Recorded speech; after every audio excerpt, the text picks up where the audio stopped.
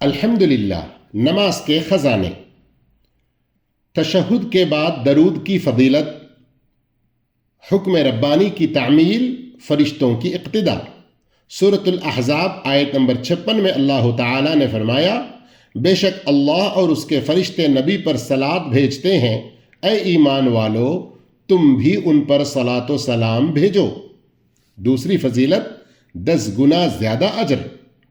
حضرت ابو ہریرہ رضی اللہ تعالیٰ عنہ سے روایت ہے، رسول اللہ صلی اللہ علیہ وسلم نے فرمایا، جو مجھ پر ایک بار صلات بھیجے اللہ اس پر 10 صلواتیں بھیجتا ہے۔ صحیح مسلم 408۔ اللہ کی طرف سے صلات بھیجنے کا مطلب اللہ کا اپنے قریب ترین فرشتوں کے سامنے نبی کریم صلی اللہ علیہ وسلم کی تعریف کرنا۔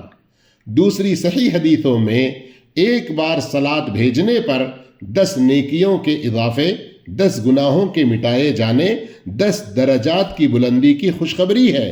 نیز جتنا زیادہ صلات بھیجیں گے اتنے ہی غم مٹیں گے، اللہ اس کے لیے کافی ہو جائے گا۔ سنن نسائی 1297، صحیح الترغیب 1670۔ سلام سے پہلے دعا۔ حضرت عبداللہ بن مسعود رضی اللہ تعالیٰ عنہ سے روایت ہے، رسول اللہ صلی اللہ علیہ وسلم نے فرمایا، جب تم میں سے کوئی نماز پڑھے تو تشہد میں التحیات للہ پوری اور درود کے بعد اللہ سے اپنے لیے جو مانگنا چاہے مانگے اور اچھی دعا کا انتخاب کرے۔